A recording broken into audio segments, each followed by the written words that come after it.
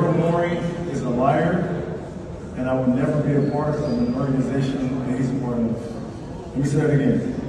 Daryl Morey is a liar, and I would never be a part of an organization that he's a part of again. Thank you, man. Okay, so obviously you guys just saw that video of James Harden calling Daryl Morey a liar, and I can't lie, I had to come out of my hiatus. I had to say something because this is getting completely out of hand. So where do we start? James Harden, okay, cool. I'm going to call you in the most polite way possible delusional. Why do I say this? You are a great player, but Daryl Morey is not obligated to do anything that's outside of your contract. Daryl Morey was committed to trading you if an offer was presented suitable. No offers were of equal value, so Daryl Morey is not obligated to trade you. Okay, and if he's saying this in regards to the contract situation, James, you didn't prove to anyone you're a max player. If you did, you would have been able to opt out and teams would have been lining up to give you max dollar. You opted in because you had no market for you. Daryl Morey, in my opinion, is not a liar. His contractual obligation is to make sure he does what's best for the Sixers organization and not fall at your knees and do what you say. He surveyed the trade market. It's not his fault the Clippers don't even want to include Terrence Mann for you. Next time, how about have a more productive postseason and this could be a different outcome. Now, I'm not going to tell you right now that James is entirely wrong because in his situation, I'd be upset too. If we have an agreement that we're going to work on a trade, fine. But then again, you got to see it from the organization standpoint.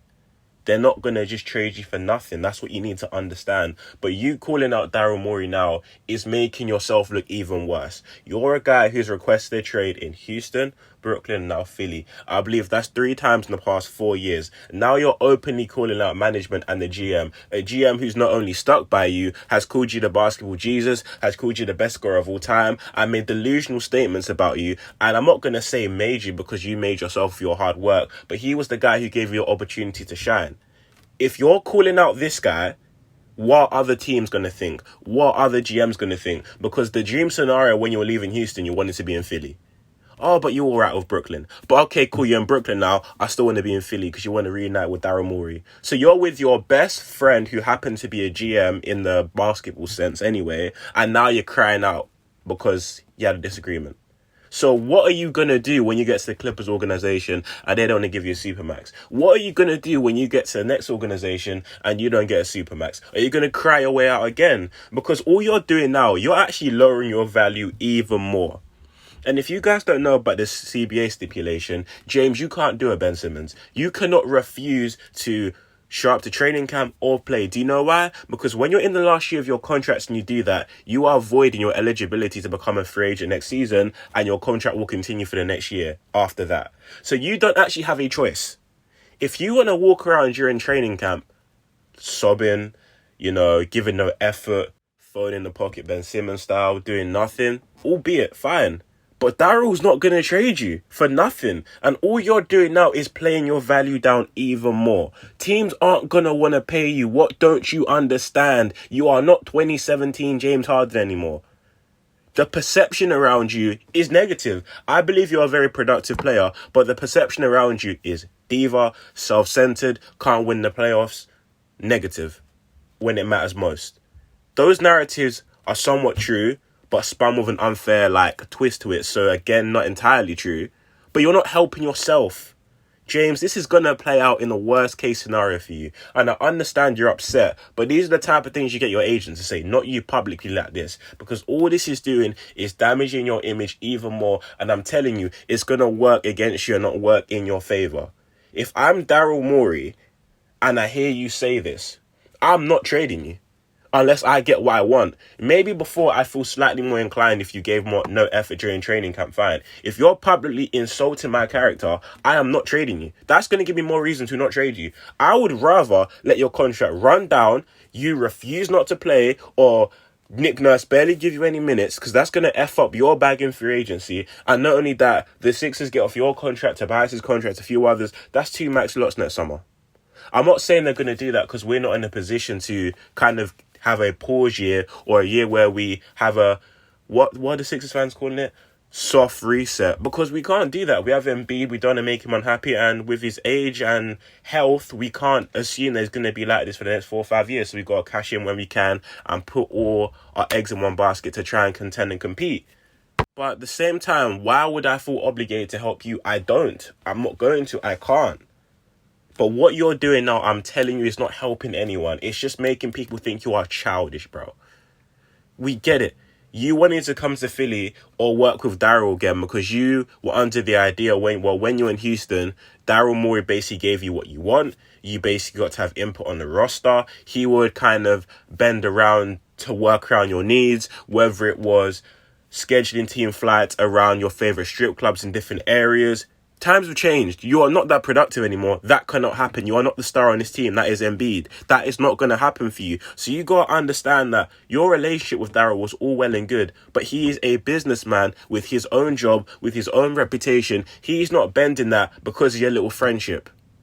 He might have said something last season saying, "Oh, James, if you take a pay cut, then, ball out this season, you'll get that max contract." You did for the most part.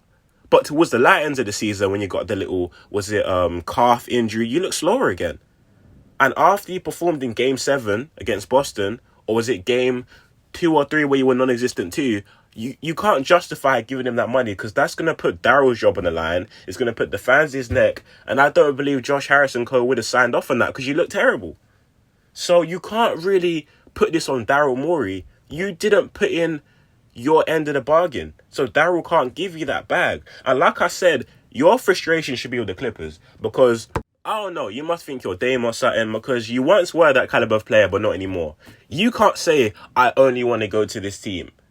Because Dame doing that with Miami is to scare off other teams from trading for him. Miami are trading everything they can. Portland just don't think it's enough for Damian Lillard's services because he's that good. You saying that, not many teams would have wanted you anyway with your contract and whatnot. But you saying you only want the Clippers, the few other teams that would have been interested are now gone. And the Clippers knowing, okay, cool, we've got a decline in James Harden, bit of a diva, always asks out, can be kind of problematic, might not show up in the playoffs. You know what? Yeah, we're the only team trading for you or interested in trading for you. We're not even going to include Terrence Mann. That's your own problem now. Terrence Mann is a nice player, but you are James Harden. When the Clippers are being reportedly unserious in trade talks, don't want to include Terrence Mann, don't want to include much draft compensation. The problem is with the Clippers and you. Do you expect Daryl Morey to take, respectfully to Nick Batum for you? No, no. Why would he do that? You wouldn't even trade yourself for that. As James Harden, I wouldn't even want to be traded for that. So you've got to be more realistic in your expectations. So this whole scenario and things is a bit off the top of just blowing my mind, sorry. Again, I don't know James personally. I'm not questioning his character. I'm only going off what we can see in the basketball-related sense. I don't know what him and Daryl have discussed in closed doors. Maybe he is somewhat right, but you need to understand what he's obligated to do is what's best for the Sixers, not you. So this whole situation is going to get ugly because the Ben Simmons situation was one thing, but the difference with that situation is Ben still had value. I'm not saying Ben Simmons was better than James Harden at any point. That's not the argument here. But Ben still had insane value to the point where teams were giving ridiculous offers. Daryl just didn't want to take them. No one is giving offers for you, James. It's not going to play out the same. So this situation is going to be ugly. It's going to be uncomfortable. I don't know what direction it's going to go in. Daryl's also got to tread lightly because I believe Embiid is impartial, in my opinion. I believe he lets the front office do their thing and he's committed to Philly. But I also believe that all this guy wants to do is hoop and win. James Harden, I don't know what their relationship is like now because he didn't go to Embiid's wedding. But from what I saw last season, they seem pretty close. So seeing a brother of his being treated this way, could that put Joel off saying, I've done so much for this franchise. If I was to ask out, would they hold me ransom like this too? I don't think that's on Embiid's mind. But Daryl's got to tread very lightly what he does here. Because I understand you want to do what's best for the roster by getting the most out of James Harden when you trade him. But the best thing might be to trade him for slightly less to get off that situation, off that distraction, and allow Nick Nurse, Embiid, Tyrese to build something great going on for this season. But that still doesn't mean we're taking Nick Batum. I can't lie. That's not happening. As in, if the Clippers want to actually do something, if I'm Daryl, I'd say the bare minimum, which I'd even consider taking, would be probably a package centered around Robert Covington. I'm not the biggest Rocco fan. I'd want a young player with like either BJ Boston or what's his name, Bones Highland, or Kobe Brown, and a first round pick. And whoever else needs to be added to make salary work. The point is, because of James Harden contract, it might be salary filling it between Rocco's salary, a young player, and then the first round pick. That's if they're so adamant or not including Terrence Mann. I still want one of Bones Highland or Kobe Brown, even both, if you're not including Terrence Mann. But the point is that something's got to give. The Clippers have got to step up their offer, or James, you got to just suck it up and play this season, because Daryl's not going to trade you for nothing. But that's all I really got for this video, man. A bit of a rant, bit of a you know what. But this situation is just confusing. Like, I ain't really said nothing. I haven't really cared too tough. But I feel like this is just very funny and like the final straw for the Sixers' point of view. So James is kind of forcing the Sixers' hand, or trying to do that. Knowing how stubborn Daryl is, I don't think he is going to do that. But if you're not a Sixers fan, grab your popcorn and enjoy. If you are like me, let's sit back depressed and realise how much of a fucking shambles our organisation is. We can't have everything down here. We can't have anything at all. But thank you guys so much for listening to this video. Let me know in the comment section down below your opinions on what you guys think. Do you think I'm wrong, right? Do you agree with me partially, fully? I don't really know. But yeah, man, we'll see how this one unfolds. Let me know in the comment section down below, like I said, what you guys think. Stay tuned for more content. Make sure you like, share, subscribe, all that good stuff there. But that's me done for this video. Stay blessed, my people, and I'm out. Peace.